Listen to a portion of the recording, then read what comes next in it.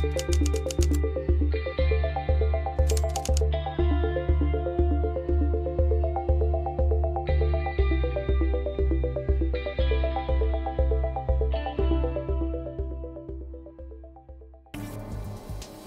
and welcome to Crosstalk, where all things are considered. I'm Peter Lavelle. Trump says he wants to get out of Syria. Apparently, not everyone in his administration got that memo. Also, the latest twists and turns in the alleged poisoning controversy in the UK, and RT is again being targeted.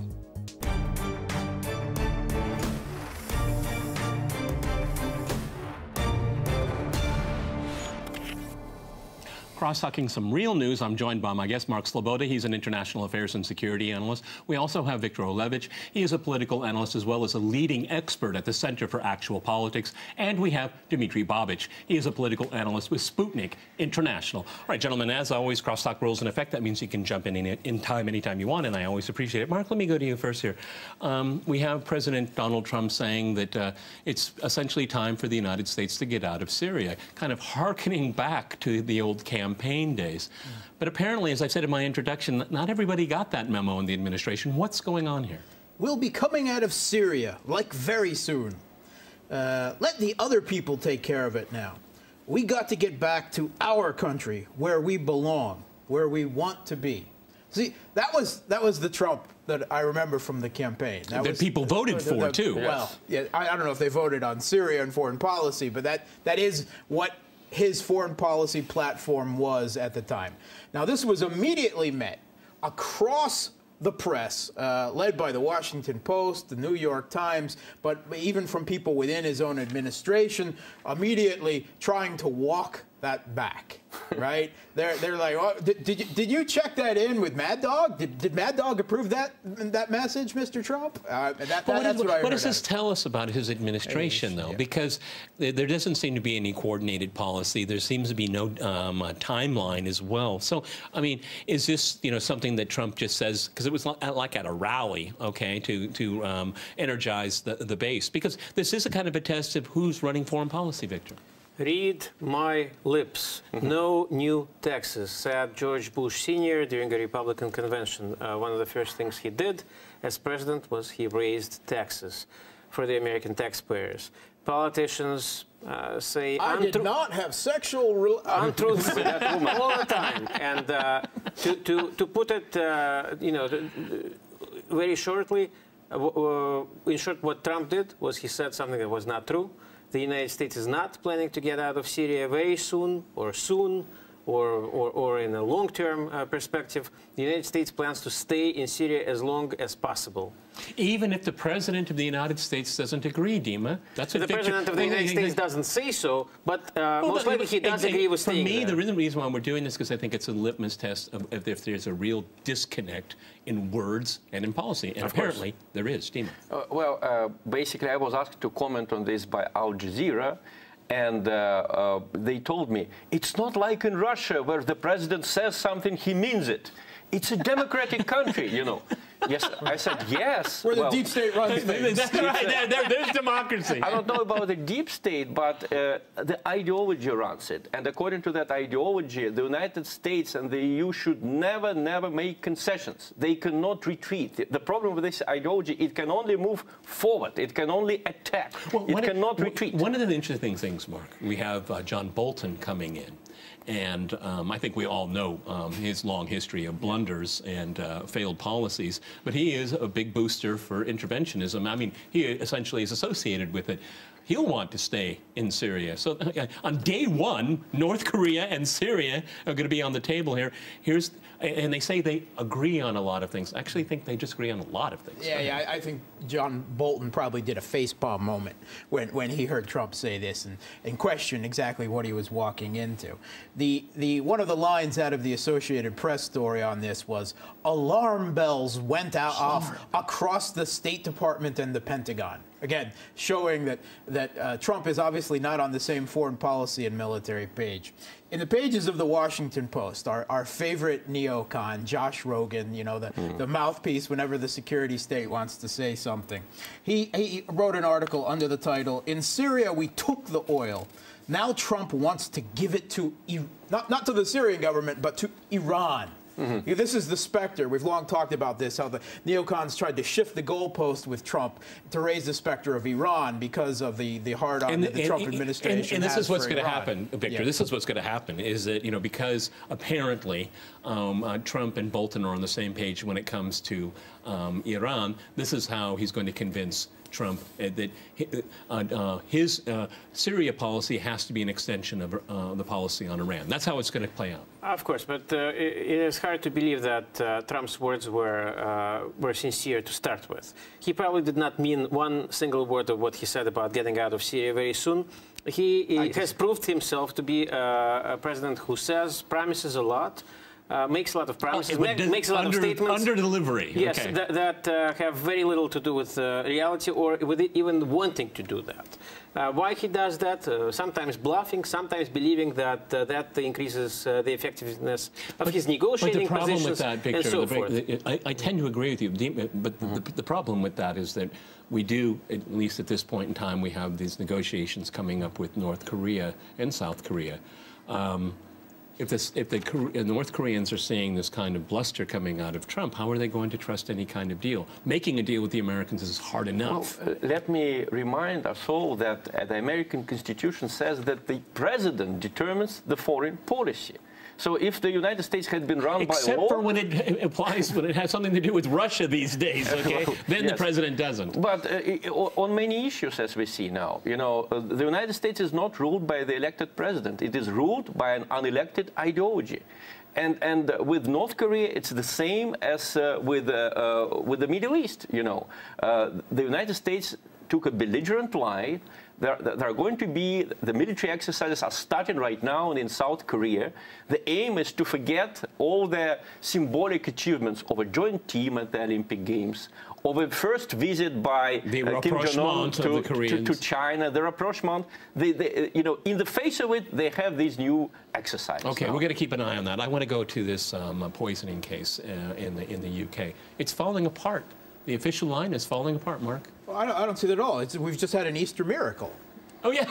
That's a good way of putting it. That's what we should call this program, the Easter miracle. We have a Novichok. This is a word created by the West that has nothing to do with the supposed Soviet program, right? This supposed nerve agent, 10 times more powerful than VX. That's what we're told, right?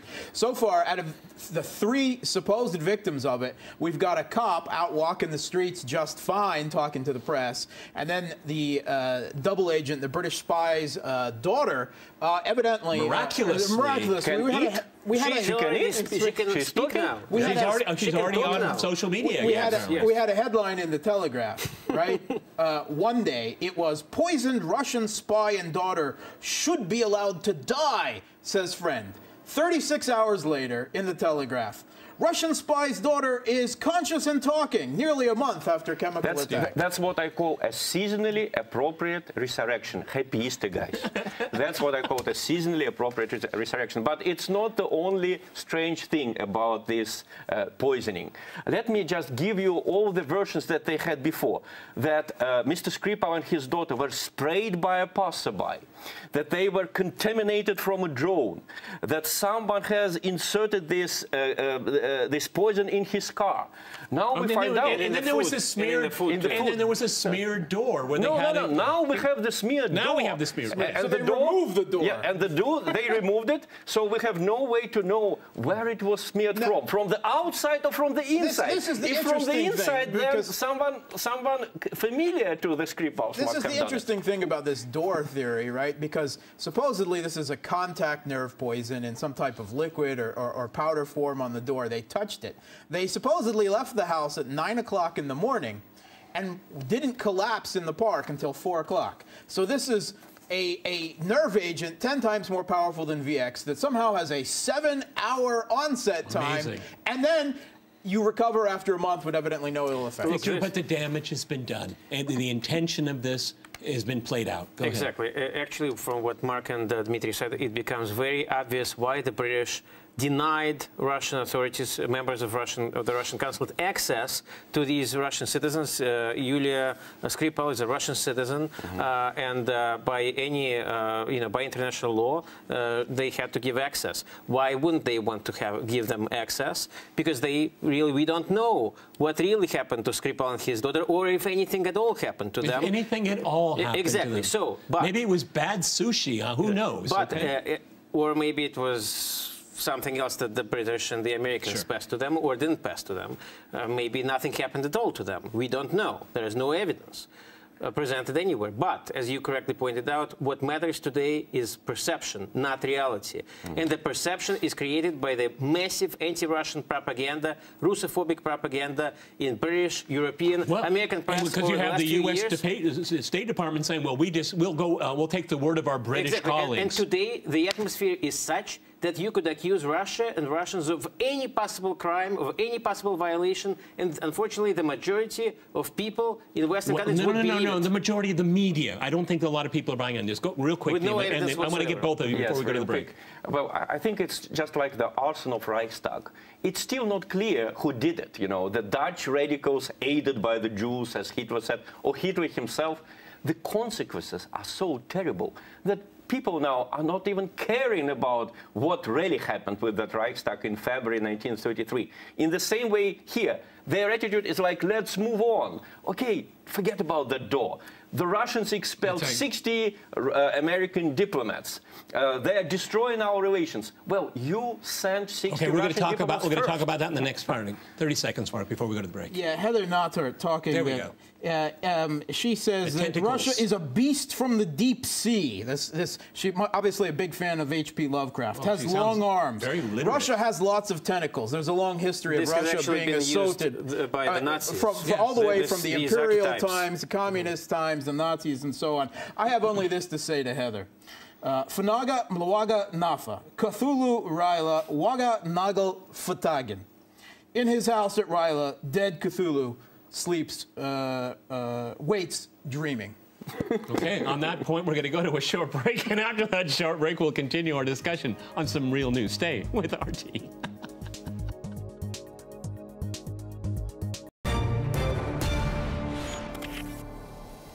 Welcome back to Crosstalk, where all things are considered. I'm Peter LaBelle. To remind you, we're discussing some real news.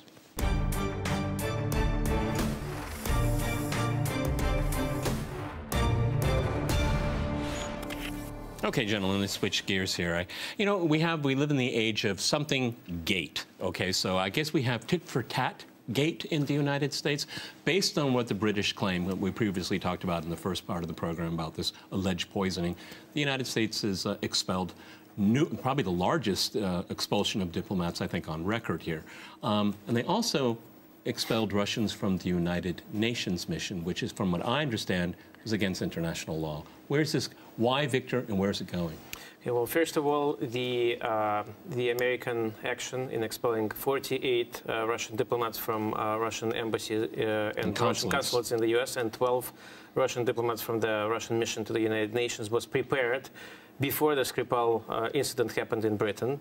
Also, there is evidence that members of the State Department Crisis Center and members of the British Department of the State Department traveled to Russia before the Skripal incident actually happened and visited, had talks with American diplomats in Moscow.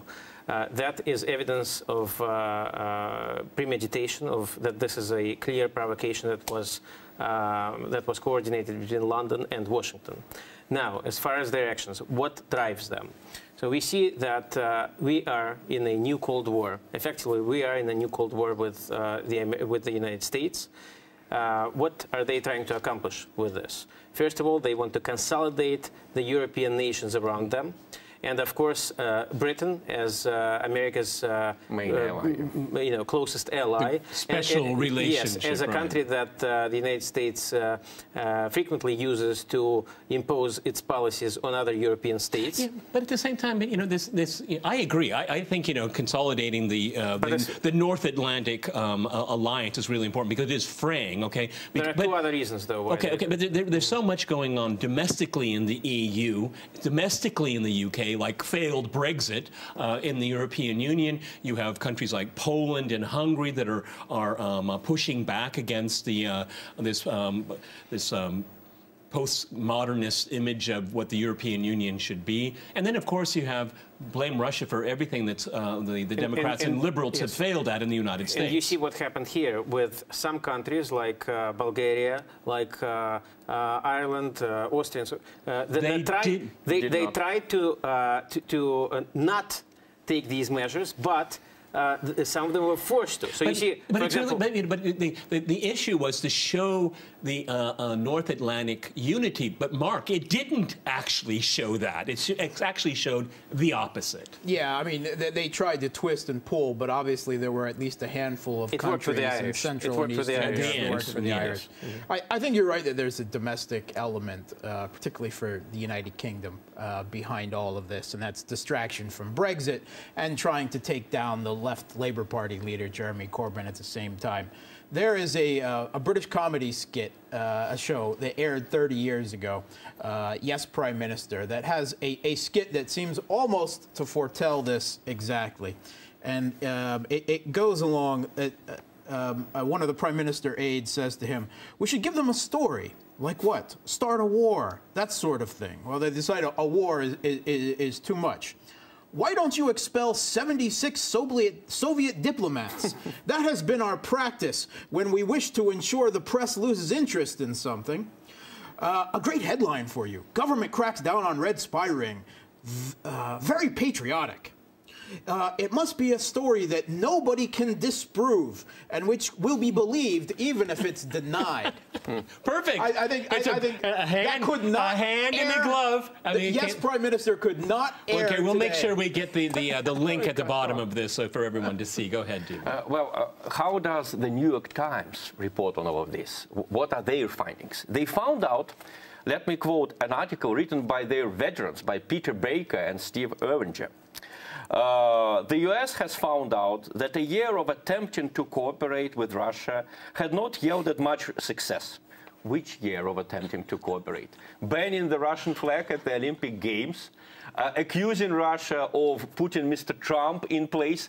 Great collusion, you know. Now Trump is expelling 60 Russian diplomats. That's a great agent, you know. Russia made Brexit possible. It wasn't as a result, though. yes, as a result of the Brexit, Boris Johnson is in power in the UK.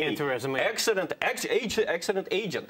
So I just feel pity, you know. It really hurts me that the old-timers, you know, people like Steve Irvinger, who had the courage to contradict the official line in the US on the Kosovo thing, you know, or on the invasion of Yugoslavia, he is now writing this nonsense about a year of attempting to cooperate with Russia. It's simply that those that want to stay in the American mainstream media, they have to toe to the line. They have to say these things. They understand it's not just us. I talk to European politicians, lawmakers. They understand. They understand that the Skripal case is a provocation. It's a sham, yes. But of course, many of them simply cannot say it. They cannot say it because if they do say it, they will immediately be accused of being unpatriotic. They will immediately be accused of being traitors, and they will lose their political position. Yes. So they say what they have to say. That this provocation has nothing to do with reality, that Russia has nothing to do with the Skripal case, is obvious to almost everyone. But then this is one of the best examples I can think of where the real casualty here, Mark, is truth. The Russian foreign minister, Lavrov, he said that privately, particularly European leaders are apologizing to him for what's going on. They say, yeah, we know this is all essentially fake. And also, some kind of hoax. But the Americans, they're forcing it to us. We don't have a choice in the matter. And they have no sovereignty. They have no agency. They are client states. I would like to argue a little bit against this, because that's what the Russian public also wants to believe. You know, in the Russian newspapers, they write that Merkel sent out the Russian diplomats because she bowed to pressure from the UK.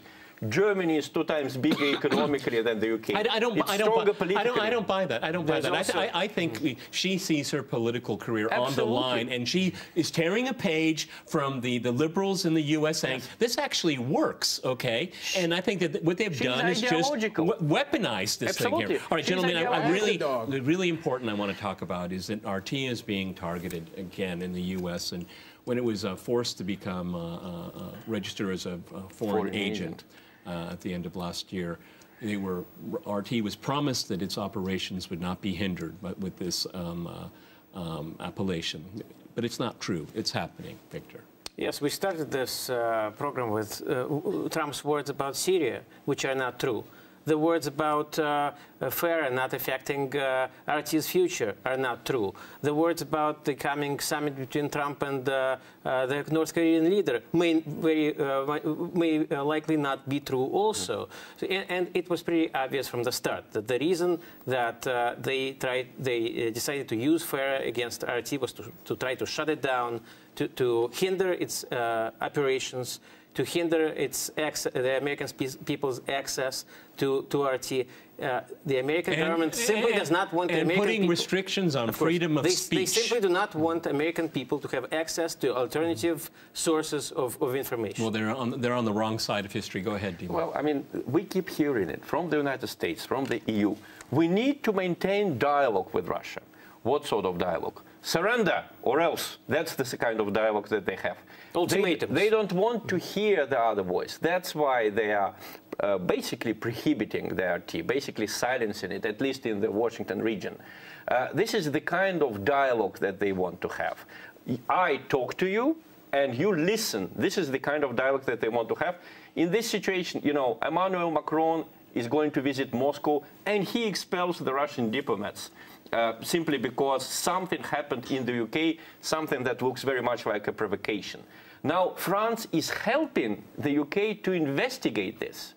But Russia is part of this International Convention on Chemical Weapons. It has a legal right to be involved in that. But the French are not involved in it in the event, but they're involved in the investigation. Yes, that doesn't make any sense to me. Just imagine what would happen if a British citizen was poisoned by some substance in Russia, and the British diplomats would not be allowed even to visit him or her, even to have if she can talk, you know, if Yulia Skripal can talk, you know, say a few words with her, that would not be possible. You know, there would be an outcry. They would view it as a casus belli. Now her relative from Russia, Victoria Skripal, actually traveled to Great Britain to see her, and the British authorities now said that they will think about letting her see her close relative. And another lie, by the way, is what was said by the State Department about the expelled Russian diplomats, that Russia can replace them. What we have seen over the past year is that despite these claims by the State Department, when visas are being asked for the diplomats, when they cannot get accreditation. So they simply say, well, technically, yes, you can replace them, but we won't give you the right to get him. Right, exactly. Go ahead, Mark. Yeah, Heather Nauert, U.S. State Department spokesman again, she made it quite clear that if Russians want to improve relations, what they have to do first is acknowledge responsibility for the attack. Confess. Confess. Great you just dialogue. have to acknowledge. You have to acknowledge the guilt from our narrative, right? And then, you know, they're scared. I mean, this whole thing with RT and everything, they question RT's slogan. That question more means that they're just trying to confuse the truth. Which, of course, the other side of that, of course, is the assumption that what they're telling you, you know, remember the Iraq War, the destruction of Libya, so on and so on, is the complete unvarnished, objective truthiness. And frankly, I just don't buy that. What it gets down to is really unfortunate, is that it's RT against the Ministry of Truth. That's what it's getting down. Of propaganda, I would say. Well, Dima's absolutely right. The biggest problem we face right now in journalism is there is no dialogue. No dialogue is permitted. If there's dialogue, that means you're committing appeasement, and appeasement is treacherous. They just say that you don't qualify to be a journalist. Yes, that's right. If you don't agree with them, out of profession. This is how it was during the Cold War, before detente.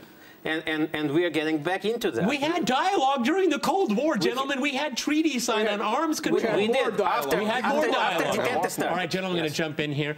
Many thanks to my guests here in Moscow. This is the end of our broadcast segment. Stay with us for the extended version on our YouTube channel. See you next time, and remember, crosstalk rules.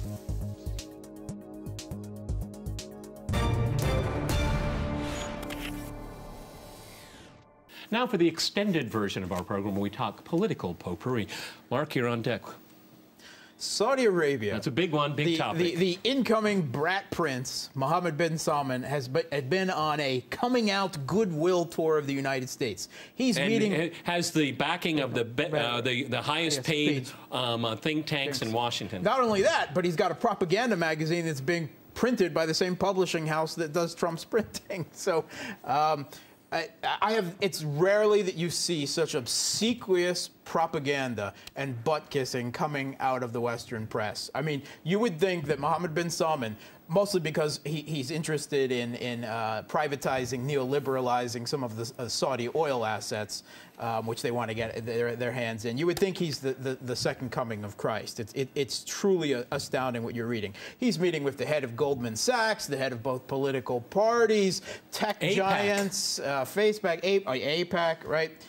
What they're not mentioning, or they're keeping very quiet during all of this, is that he did an extended interview with the Washington Post. And during this interview, he got off track, as it were, into an interesting topic where he admitted that during the Cold War, Saudi Arabia spread Wahhabism through the world, right? You know, the same radical, hateful, fundamentalist version of Islam, the real problem of terrorism in the world today. It's not Islam, it's Wahhabism in particular, that has led to Al-Qaeda and ISIS and all of these other groups and what's going on in Syria. He said that Saudi Arabia did this at the request of its Western allies. Well, it goes back to Afghanistan. In order to counter, communism, in order to counter Soviet influence, and this is more blowback we're seeing. When you let these forces loose and you give them backing and funding, you can never control them. Saudi Arabia says they've got control of it now. You don't have to worry.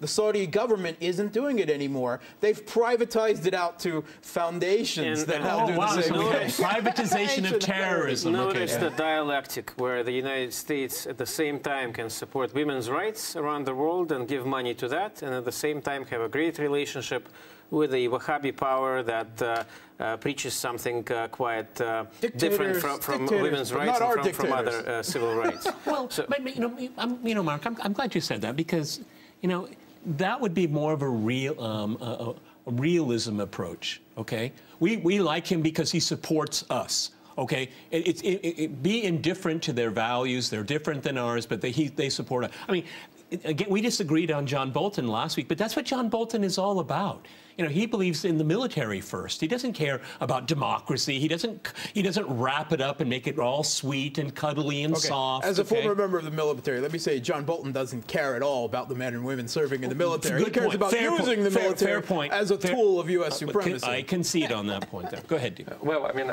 I'm glad Mark brought up the issue of the Saudi prince. The problem with him is not just that women are not allowed many things in Saudi Arabia. The problem is that they're killing thousands of Yemenis. Yemen is in the midst of a humanitarian catastrophe. It has been under blockade since autumn 2017. This Saudi prince took hostage the Lebanese prime minister, Saad Hariri. It kept him several weeks. He kept his own oligarchs hostage. And he is not a dictator. And he is not a dictator. And Thomas Friedman from the New York Times is pinning his hopes on him, sitting in his wigwam or something for the whole night. But Thomas Friedman would not sit in the same wigwam with Muammar Gaddafi. And of course, Assad is a terrible dictator, even though he never took the Lebanese prime minister hostage. He might put pressure on Lebanon because Lebanon formed the same country with Syria for many years, but he didn't take him hostage. The only good thing about these tech companies with Thomas Friedman, everything he's written has probably been saved, okay? Because, I hope. hope, okay, because what a shameful actor in the public sphere. In 25 years, very few would even remember who Thomas Friedman was. He writes a lot. He's very prolific, but the quality and it's simply junk. I think he needs to be remembered because everything he says is wrong. Yeah, he'll be. He's one of Leni. He has a good bedfellow. Is John Bolton. Okay, John Bolton. He's a propagandist. If there is such he's a good stenographer. Yes. Okay. If there is such a thing as impunity in journalism, Thomas Friedman will be remembered for that. Just like many other people who are now writing, like Mark Galeotti, who wrote that Putin has crossed the red line. He's not a serious and that's why this expulsion of diplomats is justified, because this is the only language Putin understands. I'm glad you brought up that. And I want to ask all of you, are there any serious people in media today that talk about these things, particularly about Russia? I have a hard time finding really. I mean, intellectually challenging, something that would make me that would be something different than I would agree with, but at least I can understand how they got there without just blind prejudice. If you are in the mainstream media in the United States and in Europe today, if you get out of the line that's preached by the authorities on Russia, you are not going to work there at all anymore. That's why they keep to the line. They stick to the line. They understand that it's not just going to be the end of their career in that particular magazine or in that particular channel or newspaper. They will be, yes, exactly. They will be taken out of the profession completely. They will have to go and stock shelves in a bookstore or go and do something else. But as journalists, they will be over, and that's a very serious pressure point where they can keep these journalists in line. Well, not only out of profession. Julian Assange this week was taken out of internet. Not only out of profession, but out of internet. He's been banned from the internet use by the government, the new government of Ecuador, that he is, whose hospitality he's using. He's in political asylum because he's under siege by Britain, which wants to make him a political prisoner. It kind of all goes full circle. I mean, you have freedom of speech as long as you agree with the powers that be. As long as you say what you agree with. Those are the parameters. Those are the parameters. That's where the freedom is right there. But this is, just giving you... That's being held hostage. Giving you the examples from history. There is only one person who sat in a foreign embassy longer than Julian Assange. That was the Hungarian Cardinal Mangiante. But at least... He sat in the American embassy in Budapest. At least the American government didn't tell him. It was during the Cold War. Yes, at least the American government didn't tell him, don't write articles. You know, you may damage the United States. They told him to write articles. It's the opposite, so this situation now is worse because we have a change of government in Ecuador, and immediately we have a new attitude to Assange. And I mean, no one here would dispute that Mr. Assange, as a journalist, has some audience, right? And that's what happens to you when you have audience and you want to express your views. Glenn Greenwald, you asked which journalists are out there. We may not agree with Glenn Greenwald on everything. Not on everything, but on a lot of things. He is an intellectual. He's critical. He's piercing in debate on TV as well. He's even been on Tucker Carlson, his ideological opponent. Now, there are limitations to Glenn Greenwald, of course, because he doesn't go to the U.S. He reports out of Brazil, where he lives with his lover and stray dogs. And his outlet, The Intercept, is functioning only because it's supported itself by a politically meddling oligarch, Pierre Omidyar, who was one of those who funded the Maidan in Ukraine. And in order to challenge Greenwald in the publication The Intercept, where he is one of the editors, he's brought in mainstream establishment journalists to challenge back on Syria. But the only reason why is because The Intercept has deep pockets. Okay, they can. Well, because of Omidyar, right? It has deep pockets, and there's a certain level of protection. What he's being said is challenged at his own magazine by the oligarch that funds him when he steps over the line. Well, I think Ukraine has certainly... Real quick, go ahead. Yes, real quick, but, you know, the story with Nadia Savchenko continues. Who's she? Yes, I think our viewers just have to type it in the computer, free Savchenko, and they will think that Savchenko is fasting, you know, is on a hunger strike in the Russian jail. What does her story tell us about what's happening in Ukraine right now? Exactly. You know, how does this reflect what's going on? She's on hunger strike now in Ukraine. But what does this tell us about what's happening in Ukraine? Is the revolution eating itself? Is Poroshenko looking for more Western aid? Because it looks like the Europeans have lost interest. The revolution is destroying its own children, right, by the hands of Mr. Poroshenko. Why? Because these children tried to destroy Mr. Poroshenko politically. So the kind of people that's how Ukrainian politics works. It never changes. It never changes. It just gets money from the West and it gets military from the West. But its ethos never changes. Peter, one more story that did not really make it to the headlines in the Western press this week. Eastern Ghouta, an area of Syria that borders right on Damascus, on the capital of the country, has been completely freed from radical terrorist formations that occupied it for years. You remember, Aleppo 4 yes, exactly. Yeah, and for years, Damascus has been attacked with rockets, with grenades, mortar fire from Eastern Ghouta. And one more thing to remember. Remember 2013, when during the Obama administration, the Syrian army was accused of using chemical weapons against these opposition, so-called moderate opposition forces, which were in reality the Army of Islam. Exactly. Whatever name it had then. For those who remember, this was in Eastern Ghouta, exactly that area. Now, in the last few weeks, these types of accusations, as Eastern Ghouta was gradually freed from these militants, the Syrian army was accused again and again, including in the Security Council. No surprise! Of using chemical weapons. No surprise! No evidence was present. Now that Eastern Ghouta is freed, what have the Syrian forces found there? They found laboratories where the militants produced chemical weapons.